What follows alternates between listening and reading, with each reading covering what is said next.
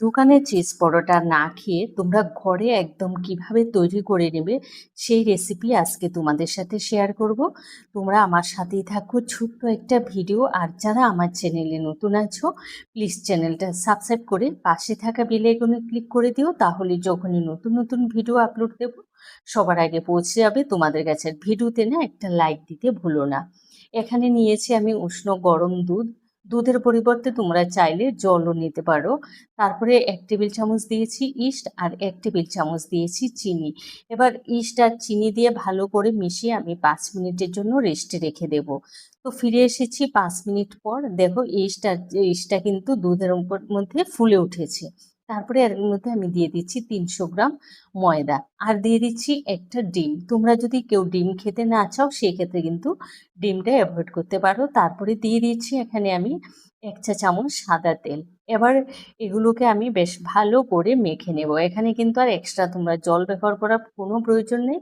তো আর যদি প্রয়োজন হয় তাহলে সেক্ষেত্রে তোমরা দুধ বা জল যে কোনো কিছু ব্যবহার করতে পারো। তো দেখো একটা সফট ডো তৈরি করে নিয়ে আমি 30 মিনিটের জন্য ঢেকে রেখে দিয়েছি। ফিরে এসেছি 30 মিনিট পর। ডোটা কিন্তু অনেকটাই ফুলে উঠেছে।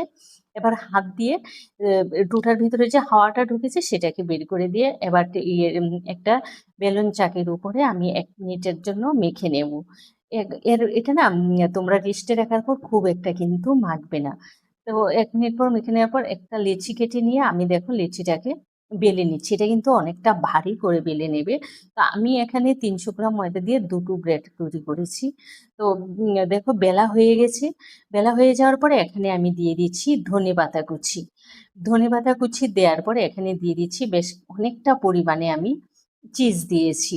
আমুলের যে চিজের কিউবগুলো থাকে সেই চিজটাই আমি এখানে ব্যবহার করেছি। তা আবারও মুখটা বন্ধ করে তারপরে আবারও আমি বেলে নিচ্ছি। তোমরা দেখতেই পাচ্ছ এটা কিন্তু অনেকটাই ভারী আছে।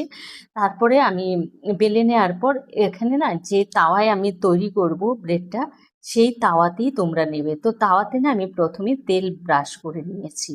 তেল ব্রাশ করে নেওয়ার পর ওই যে ব্রেডটা আমি তৈরি করছি সেটা তাওয়াতে দিয়ে দিয়েছি, দিয়ে ঢেকে রেখে দেবো 5 মিনিটের জন্য। অবশ্যই তোমরা এই কাজটা করবে। 5 মিনিট ঢেকে রেখে দেওয়ার পর আমি ওভেনের উপরে বসিয়ে দিয়েছি। একদম লো হিটে ব্রেডটাকে তৈরি করে নেব। আর সাইড দিয়ে না আমি 3 থেকে 4 চামচের মতো জল দিয়েছি। তাতে কি হয় জানো তো, জলটা দিলে ওই জলের বাষ্পের যে তৈরি হবে ব্রেডটা না একদম সফট তৈরি হবে। তোমরা এটা তৈরি করার পর 2-3 দিন রেখে দিলেও কিন্তু এটা শক্ত হবে না। যখনই এই ব্রেডগুলো বা পরোটা চিজ পরোটা তৈরি করবে তোমরা কিন্তু অবশ্যই আগে জল দিয়ে নেবে। তো আমি শুরুতে একদমই কিন্তু আর তেল ব্যবহার করবো না। ওই যে তোমার তাওয়াতে যে তোমার দিয়েছি তেলটা, ওই তেলেই কিন্তু ভাজাটা হচ্ছে। আর তোমরা দেখতে পাচ্ছ কতটা পরিমাণে ফুলে ফুলে উঠেছে, একদম পুরো বালিশের মতো ফুলে ফুলে গেছে। যেহেতু আমি জলও দিয়েছি, জলের আর তোমরা দেখতে পাচ্ছ আমি কিন্তু এক্সট্রা কোনো তেলও ব্যবহার করিনি। ভীষণ স্বাস্থ্যসম্মত একটা রেসিপি।